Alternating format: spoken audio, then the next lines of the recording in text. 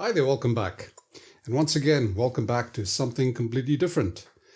This one is, well, it's pretty similar to the ones I've done before, insofar as it's been sitting in a loft somewhere, or an attic, or a dumpster, I'm not sure.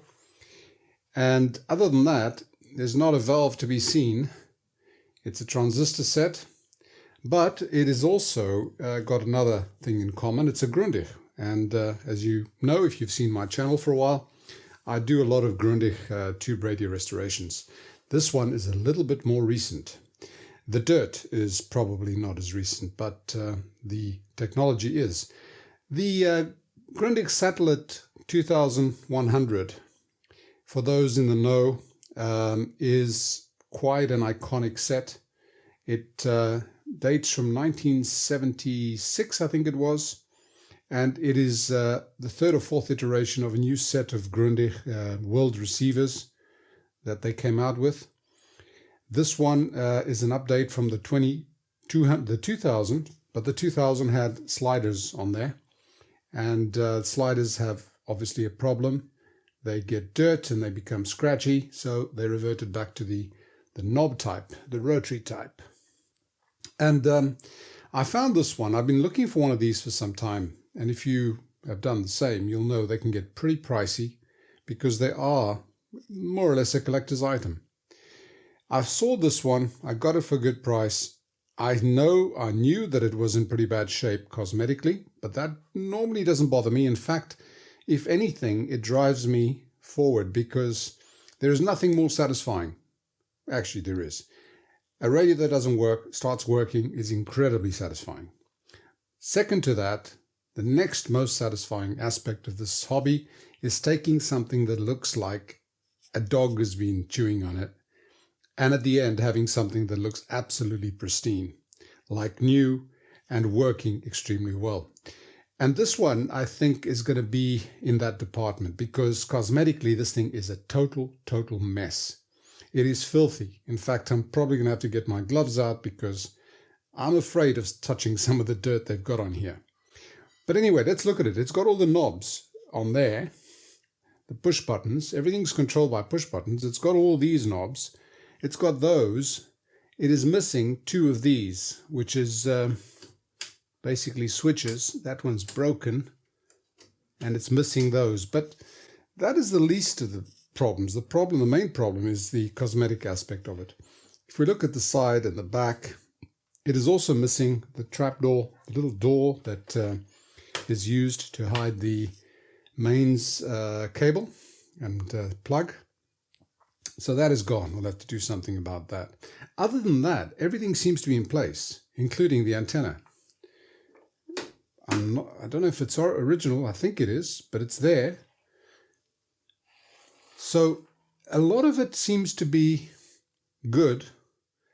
Now we'll look at some of the faults. Let's get a closer look at this. This radio has the full AM band on it, in that it goes from long wave all the way to the 30 megahertz range. And what they've done is they divided it up quite nicely. But let's look at the knobs for a start. You've got the on-off at the end there. The next one has got a little light. I think it's probably to give you the switch on the lights, the dial light, or switch it off. That could be external speaker. That is obviously a pickup. There's a pickup input somewhere. And then the band starts. So you've got long wave, medium wave, shortwave 1 and shortwave 2. And those are all tuned here. Long wave, medium wave, shortwave 1, shortwave 2. That's pretty normal. You can do local or de-axing. I think that's what it means, local or de-axing, with that switch, which doesn't have a cap on it. So that top there, that top display is for those four. There is also, while we're at it, there's the tuning indicator. It's also a battery indicator because this thing does work with batteries. I have no idea if any of this works, by the way. Here we've got an antenna tuner, which could be quite neat. Okay. And the dial, it seems to be working. Good. Then we've got something called shortwave 3 to 10. And here it gets pretty interesting because if you can see it, I'm not even sure you can, but shortwave 3 to 10 has got this middle dial over here. And the way you rotate it, there's a number on there. I can see 7 on there. You rotate this rotary thing on the side, I'll show you, and you've got a drum system very similar to that brown T1000 CD that I did. You can actually see the contacts over there. As you rotate them in, it rotates another set of tuned circuits into place, and you, oh dear, this one is stuck. This one's not moving. Okay, that's not moving. But you then rotate from 7, what is it, 8, there's 10. 10 goes to 30 megahertz, and 3 starts at 5. And we know that 2 ends at 5.2, so that spans the entire AM band. And there's also another switch here that's broken, which says spread or normal. And I think, I'm trying to figure this out, there's a band spread on each one of these. I'm not sure exactly how that works. But you can have normal band and you tune it, and then you can also band spread it. In other words, you can fine tune it. Makes it a lot easier to actually tune into some of the more obscure stations. So that's going to be interesting, but that one's completely jammed up. Okay, let's carry on. Back at the top here, we've got FM, and we've got that thing there, which is antenna, and I think that's for an external antenna. But the FM is down here, and it has AFC selection on the left there. You can select AFC or normal, automatic frequency control. There's your FM band. Let's see if that, brilliant, that works. So the FM is, the dial string is in place and everything else. So that sounds good, that's good. Okay, let's carry on and see what else we've got on this thing. There's a headphone jack, but then we've got volume control. We have, what is that? That's bass. And we have treble. Okay, so it has the full tone controls. The speaker grill has had quite a bit of, I think they're pigeon droppings or something. And there's a strange swirl on there. Like, it's almost like this thing got really heated and melted. I don't think that's the way it should be, but it's intact, which is amazing. While we're at it, look at this mess. I mean, that is really filthy. It's going to be so satisfying at the end to look at these old pictures and compare it to the cleaned up version, but in the meantime, we can all just stare at it in horror. I mean, look at that. Look at that. That is crusty, man. That is real crusty.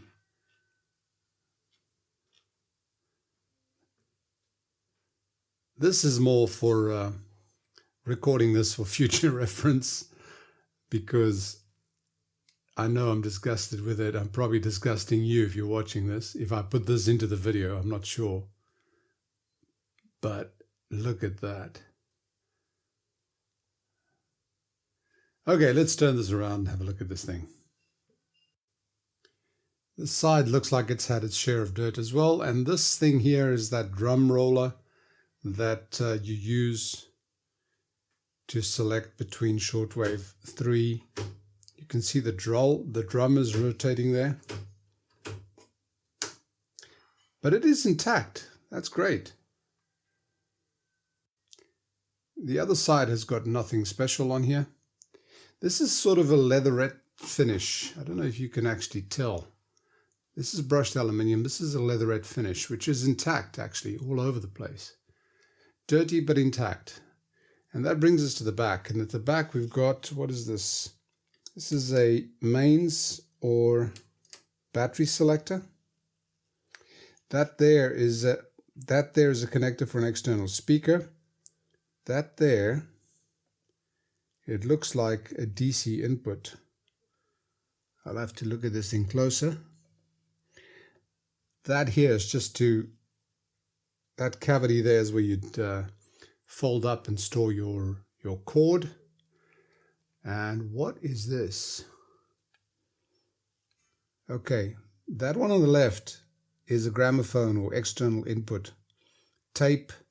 It's probably one of those where you've got input and output. If you use tape, you can actually record from there because it is a 5-pin DIN socket. And that one there says SSB. I think that is a connector for an optional beat regulator, basically a beat frequency oscillator, so that you can use it and be able to decode SSB, provide a carrier so that you can hear SSB signals on the amateur bands. Just following this here, that's all nice. It's all complete. And then here's another, what is that? Okay, that at the bottom is external antenna. Auto something, I can't read that. And then that is the ground, and that's also antenna connectors. One will be the dipole. Yeah, that's the FM dipole, the symbol over there. And the other one will be for AM. I'm trying to see what, yeah, that's antenna and ground. So this will need some kind of proprietary plug on here, which I don't have. But that thing there, I think, auto something, I can't read that. That could be an external 75 ohm FM antenna. And that looks like it. And here's the antenna here, the whip antenna, and that's huge. This thing is pretty big. The handle, it's there. It's all there. You know, I'm beginning to think that this is this could turn out very, very well. I'm beginning to think that this looks worse than it is. Is there anything on the underside? Oh yeah, okay. This, what is that? I presume that's where you put your batteries. So there's a clip up there, the battery container, and I don't think there's anything else. These radios sometimes have, but at least the container is there. These radios sometimes have a few surprises waiting for you. You find things, you discover things way ahead that you didn't even know existed. This could be one of them.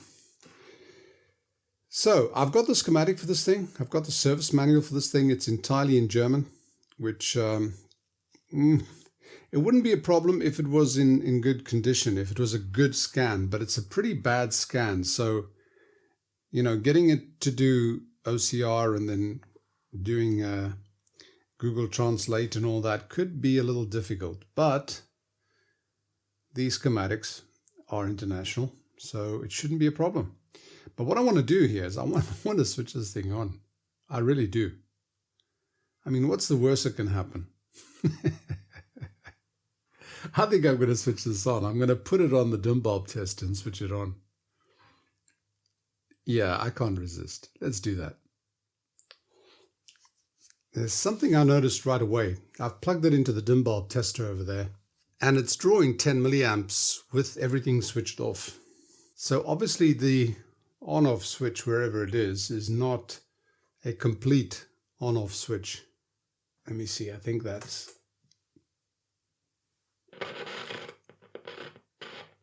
Oh, it's making noise. Good start. What's it on? Shortwave 3 to 10. That's the one that's stuck. Let's go for FM. Oi.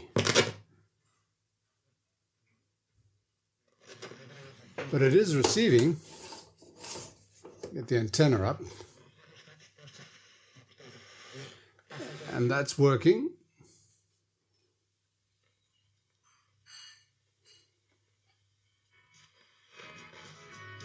It's working. That is really scratchy, but that is working. And this goes from 87 point something all the way to 108. Let's see if that works. This bass doesn't have much effect on there. I can hear a little bit of tonal difference on there, but not much.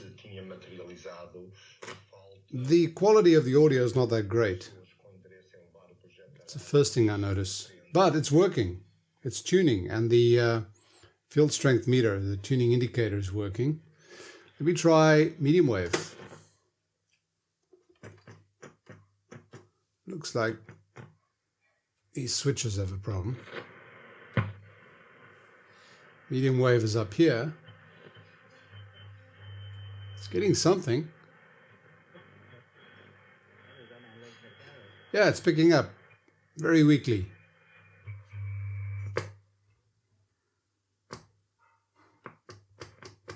That switch is messed up as well.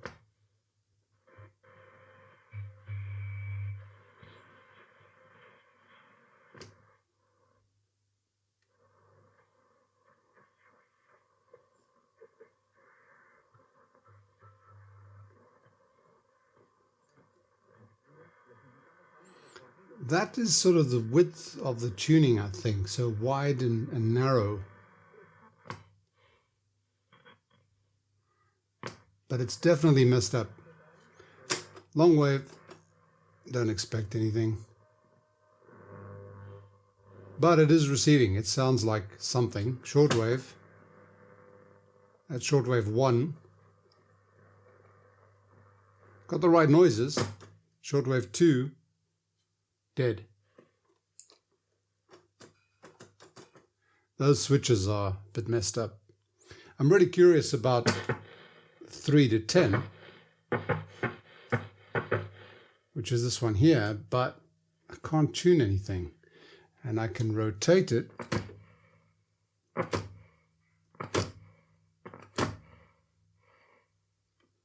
It's sort of trying. I think I can't tune this at all because it's stuck. But it hasn't blown up. Our FM is picking up okay. Oi, that is really bad. But let me switch that off. It was drawing about 20 milliamps. Now it's drawing 10 milliamps with everything off. So I don't understand this.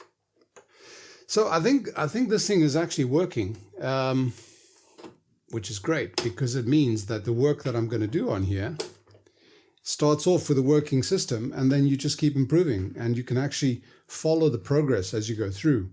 When it's not working at all, it's a bummer because you got no reference, and you could have various faults. In this particular case, I think everything is probably feeling inside the way it looks outside. I think it probably needs recapping, possibly some leaky transistors on the output, because I noticed that the bass is not working at all. The bass, this is pretty crappy sound, and I didn't notice any effect of the bass here. I'm not sure how this works in here, what kind of circuit we've got. As I said, I'm seeing what you're seeing for the first time. And I've had a quick browse on the schematic, or rather the service manual, and I am going to have to study it a bit further, but I'm really keen to open this up now that I know that it's sort of working, and start the procedure. So if this sort of thing turns you on, stick around. And I know this is sort of delving into Graham Radio Cruncher's territory. He's the transistor radio expert. This is not really the sort of thing that I do normally, but Graham, if you'll pardon me, I'm going to give it a try. And I think that's where I'm going to leave it for now and come back with the interior as a surprise for the next video.